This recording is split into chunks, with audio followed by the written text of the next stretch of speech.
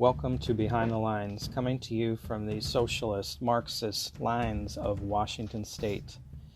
It's a crazy liberal petri dish for the rest of the country, folks. Stay up to date with all the great news right here.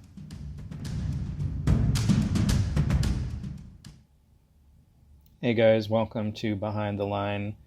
So, Mayor Durkan did it. She signed off on the 2021 budget for the city of Seattle, which includes a 20% cut to the police force budget.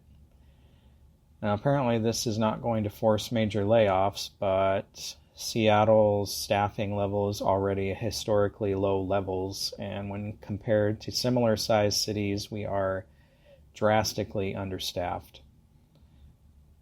Much of that money is going to be redistributed to local organizations and community groups. However, those have yet to be determined.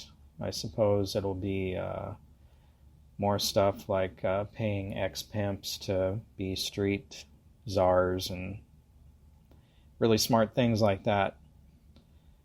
Of course, this is significantly less than what activists and protesters were calling for. They wanted a 50% reduction.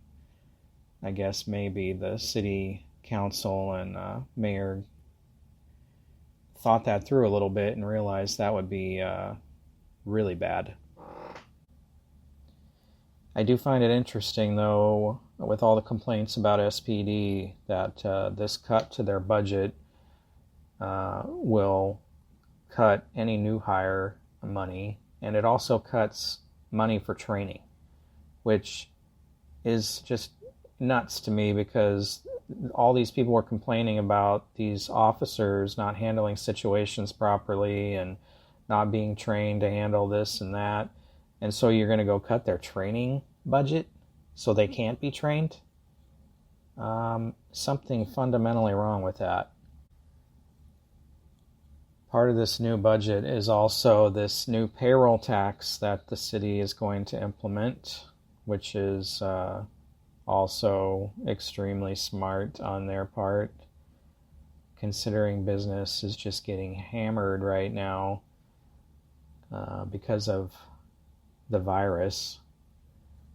In fact, an article just came out today saying that Seattle hotels have the lowest occupancy on the West Coast. You know, over 4,500 businesses in Seattle have closed temporarily or permanently because of the pandemic. I don't think these people sitting in City Hall understand the reality of the situation. I think we're in for a lot of hard lessons here in the next few weeks. Anyway, they claim this new budget, which will have millions for community programs, is going to invest in affordable housing, public health measures, community safety, the environment, and economic recovery by taxing businesses with another tax. Durkan also said this budget makes the largest single-year investment in homeless services in the city's history and creates hundreds of new shelter spaces to get people off the streets. People who don't want to go into shelters because they're forced to live under rules and can't use drugs, and the city still has not learned that throwing money at the homeless problem is not going to solve it. The budget also includes the city's largest ever investment in racial equity and justice, including $100 million for Black, Indigenous, and people of color communities. The Seattle Police Department has noted on its blog that the mayor's proposal cuts funding for personnel, equipment, supplies, and overtime by $22 million. Transfers services such as 911 communications and parking enforcement to different city departments. So you can expect parking to get worse in the city because that's not going to get handled the way it's supposed to. And I'm guessing when you call 911, you're going to have issues too because I'm assuming the 911 center now is going to have to create its own administration and its own budget and go through all that since they're no longer part of the Seattle Police Department.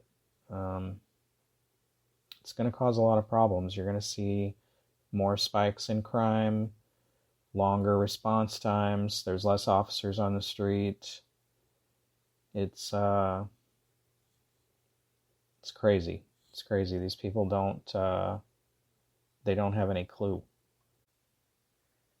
Yep, if you live in the city, I guess you can expect less emergency services as far as police go, and higher rates of crime and more taxes to pay for all these services that don't work. I don't know. If I were you, I'd consider moving outside the city. The east side is nice, even South County or North County, but boy, staying in the city, I think 2021 is going to be interesting. All right, folks. Well, I hope you have a great day and be safe.